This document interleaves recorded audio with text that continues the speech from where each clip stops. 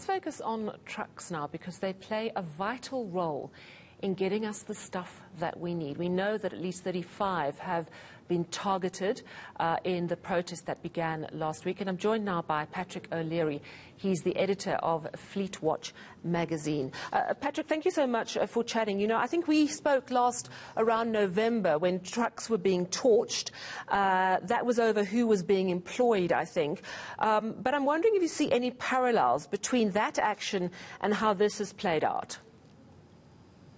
No, I don't see any parallels there. I think that one that we spoke about, Sally, was, you know, there was quite 20 trucks were hit in one night. But this is just, you know, the whole of South Africa. But the problem is that I don't think, you know, where the feast at the table of looting is going to come an end.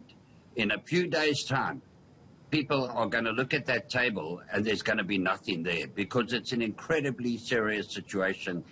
Everything that is coming out of all those stores that we've been seeing on your wonderful coverage, by the way, of what's going on in South Africa, got there by truck, and everything has to be replaced by truck. And it's not going to be able to be replaced by truck. There are thousands of trucks standing all over South Africa at the moment. They're not moving.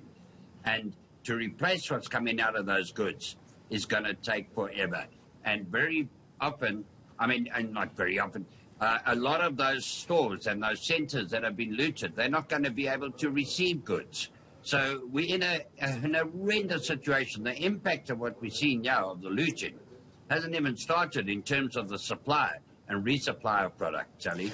You know, that's actually a very good point that you make. I spoke to the N3 toll concession people earlier, and they said that, you know, there's small sections of the road that are open, but really it doesn't help, because you can't go from Durban to Gauteng, because essentially the majority of the N3 is closed. So that, I would imagine, closes off anything that we would have brought from the harbour in Durban. But what about, you know, would we get our food? I mean, we're worried about food supply. Would we get food then coming in from the other routes around the country? I mean, how concerned are you that we're going to have a real food supply problem in Gauteng? I'm very concerned. And in KwaZulu, you can't get bread in KwaZulu today, KwaZulu-Natal. You know, if you boil it down to milk and bread, I was speaking to Clint Brook, who's the MD of Logico Logistics. They haul for Unilever, and they haul milk out of Port Elizabeth. Now, there's going to be no fresh milk, because all these stores have had all their fridges broken and stolen. And they have to rebuild all that. So there's going to be a huge demand on long-life milk. Let me give you another example. You had the agri on just now. That same company has got 2 trucks on our export side. 2 trucks standing at Durban at the moment, at the old airport. It's a staging point. By the way, the harbour is closed. You can't get trucks in there. And they've got 2 trucks for citrus. Now, that citrus has got 4 days to get into the cold store at Durban. Today, they've been sitting there since Friday, so today's their last day. So all of that is going to be destroyed. So we're not only looking at local supplies, we're looking at export things. Everything touches a truck, and the trucks are standing. They're scared to move. They've been burnt. You saw Moy River. There was only one. There was a concentrated way, but they've been burnt all over the place. Last night, 4 brand-new trucks at Volvo were burnt in KZN, and the guys are just not prepared to put their assets and particularly their staff at risk anymore. So there's no trucks moving. There's a couple of trucks moving, but nothing, not to supply South Africa. And everything comes by a truck. Sally, you're looking gorgeous tonight. Hey, you use cosmetics. You obviously put lovely cream, not like my face here, eh? There's not going to be cream, because the cosmetics are not going to be delivered. The baby nappies, the baby food, there's going to be a shortage. The milk, the bread, the oxygen to hospitals has already been interrupted. Every single thing, rice, sugar, flour, everything that you need in your daily meal that you see the guys carrying out of the centres, it's going to take forever to resupply. And, you know, it goes back, the whole supply chain has been disrupted by this. Yeah. From warehouses, we've seen warehouses burning.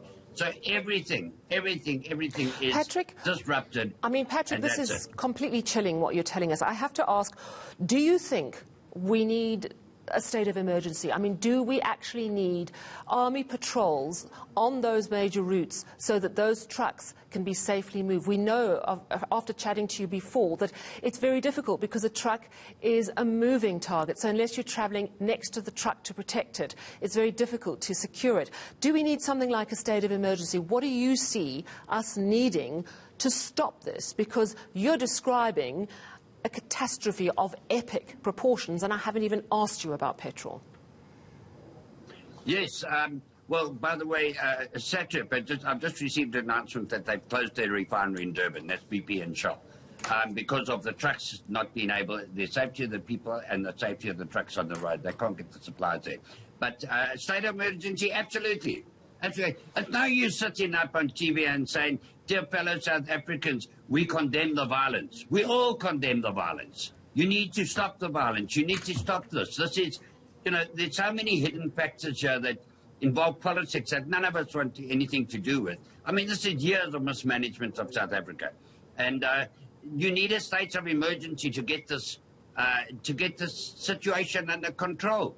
And the people are just, it's not about Zuma anymore. It started about Zuma, but now it's not about Zuma. It's, you know, it's just pure looting. It's criminality. It's crazy. Yeah. And the trucks, just before we spoke, Sally, I saw a truck being looted. Okay, not burned, looted. And it was at Tiger Foods or whatever. The guys had cut the tarpaulin and were taking the food off the truck. Patrick, I've got to go. The drivers are running scared. I've got to ask you how many trucks from what you're hearing have been destroyed. We heard 35 yesterday. Do you know if that's gone up significantly? No, I don't know, Telly. I don't think anyone knows at this stage. It's got the actual figure.